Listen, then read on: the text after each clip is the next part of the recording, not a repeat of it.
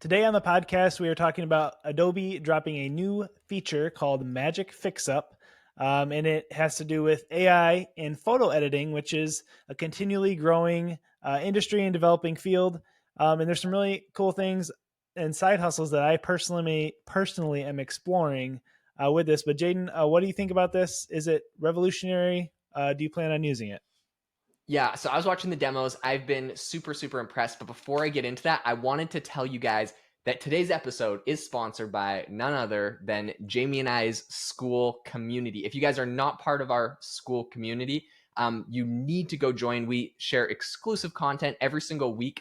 This week, we have a whole video talking about the Amazon incentive program.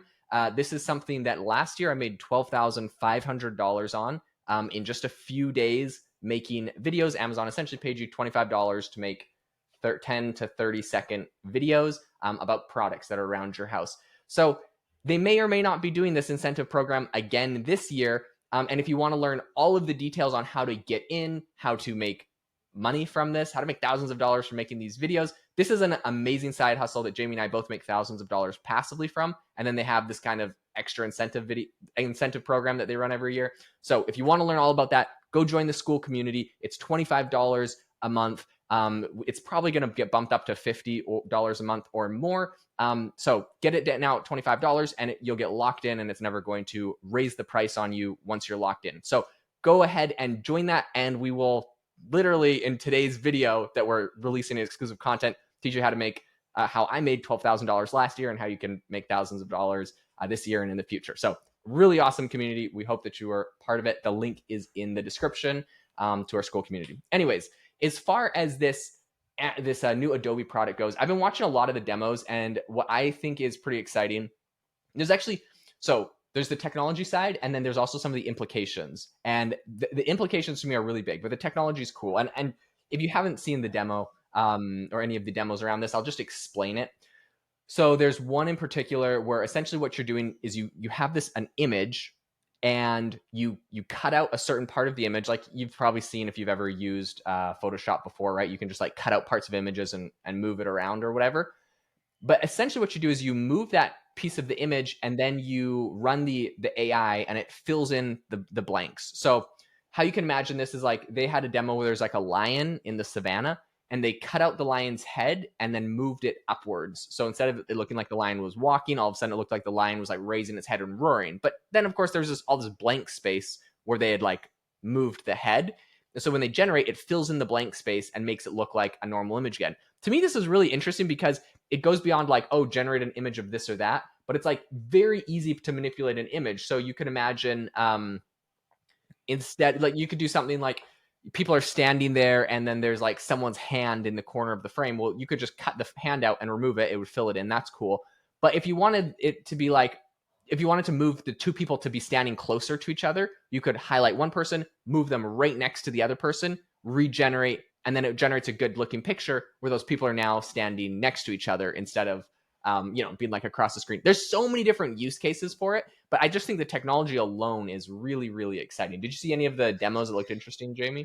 Yeah, I did. So thank you for explaining that, because I feel like at first glance, when I first looked at this article, it was like, didn't seem like that big of a deal to me, because they've had the generative fill feature for, Right. at least a year now.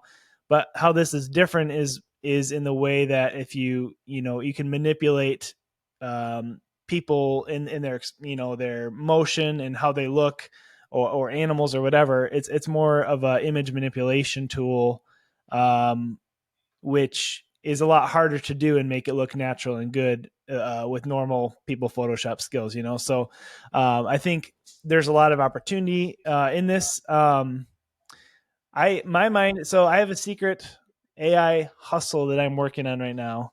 Oh, I love it. I'm actually actively pursuing it because I think it could be something fun to do at night when my wife watches TV shows I'm not interested in. um, I think last week we talked about Runway and how they have their image to video.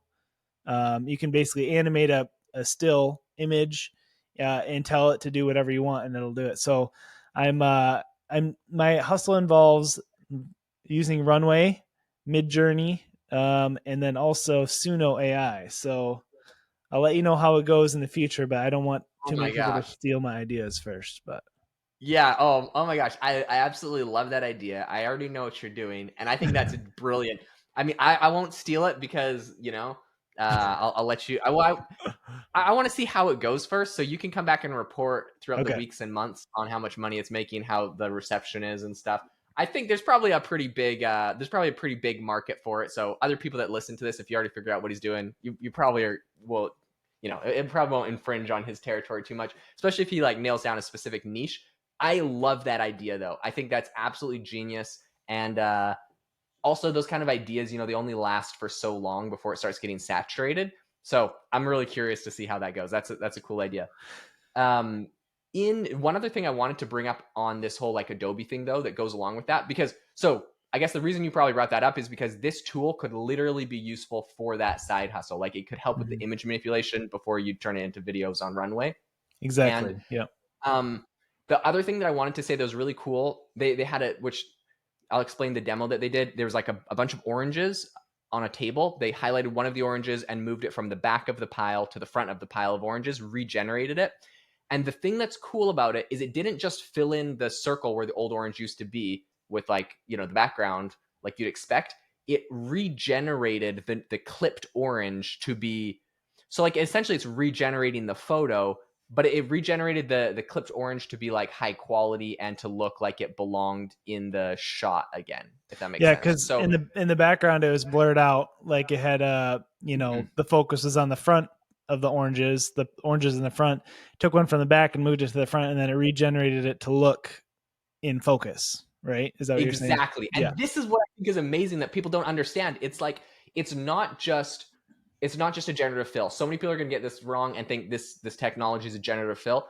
It's literally redoing the photo with the images in the right lighting proportion and focus. And so that's really cool to me. It's so interesting. I was reading the research on how they actually were able to come up with this technology, and it's using two different AI models to like determine different things about the image before it even is generating them. So I thought that was interesting.